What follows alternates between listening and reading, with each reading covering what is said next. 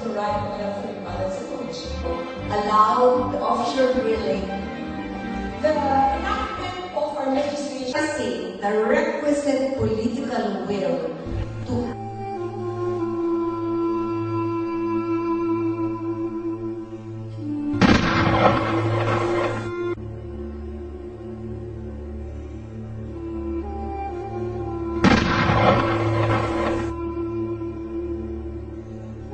Ang South Cotabato, isa ka bahandianon nga probinsya nga makita sa habagatang Mindanao tungod sa iya na angkon nga kinaiyahan. May manami nga klima nga haom sa mga agrikultural nga mga produkto nga makita sa probinsya.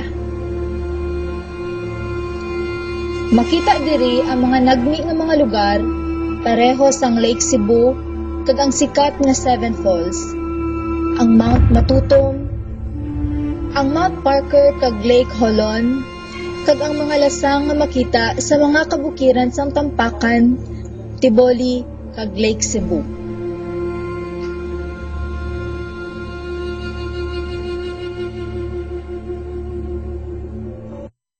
Subong, amat-amat nga nagakadula ang aton mga kalasangan tungod sa mga iligalaging nga nagakatabo sa kabukiran. Ang mga tourist spots sa probinsya, amat-amat nga nagakaguba tungod sa pag-abot sa mga langyaw nga mga korporasyon pareho sa mga plantasyong agribusiness nga nagagamit sa mga toxic chemicals pinaagi sa aerial kag boom spraying nga makahatag sakit kag makapatay sa mga hayop kag tao. Amuman kakaharadlok ang presensya sang irresponsable nga pagmina pareho sa sistema nga open pit mining nga ginabuhat sang dakong kumpanya sa mina nga Glencore Extrata dira sa area sang Tampakan kag ang large scale coal mining sang San Miguel Energy Corporation sa Barangay Ned, Lake Cebu.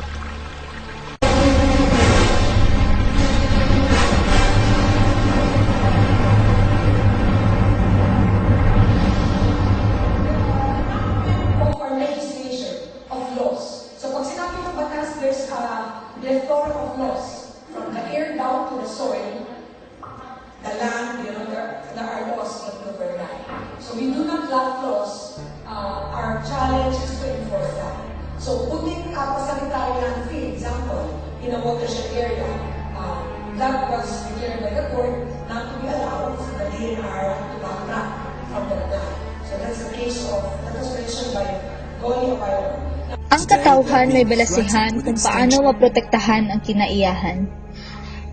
Ang pagbuligay kapag hiusa sang kada isa, makabulig nga mapapag-on ang mga layi para maimplementar ang mga inisang maayo sang atong gobyerno para gilayon nga mapauntat ang iligalaging aerial spraying kag open pit mining nga makaguba sang aton kinaiyahan ilabi na diri sa atong probinsya.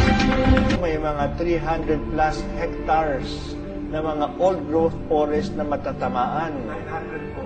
O no, 900. Ganun pala karami, no? Ang message kay President Aquino na sana ang kanyang pananaw ay hindi lang pananaw ng mga dayuhan.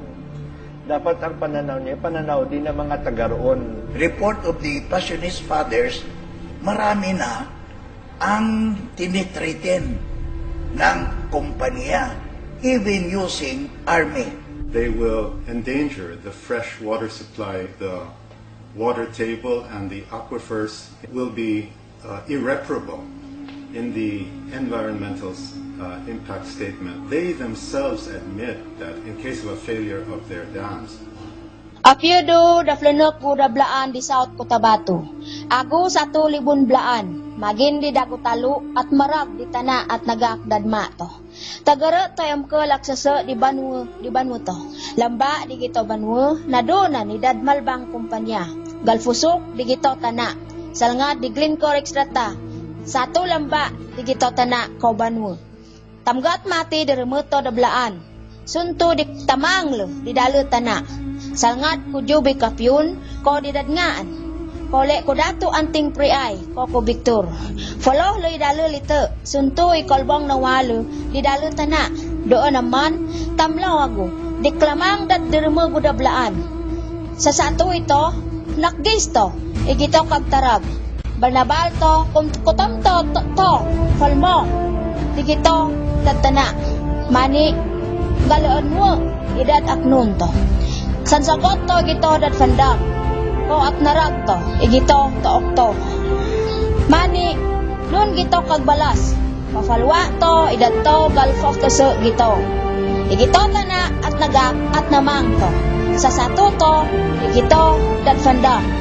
Amlalo, idat to blaan. Mabuhay ang katawhang lumad. Proposal sa isa ka resolution na i-declare 5 years na moratorium sa mining activities sa probinsya sa South Cotabato. God has commanded us to be stewards of His creation. That is in Genesis chapter 2, verses 15 to 16.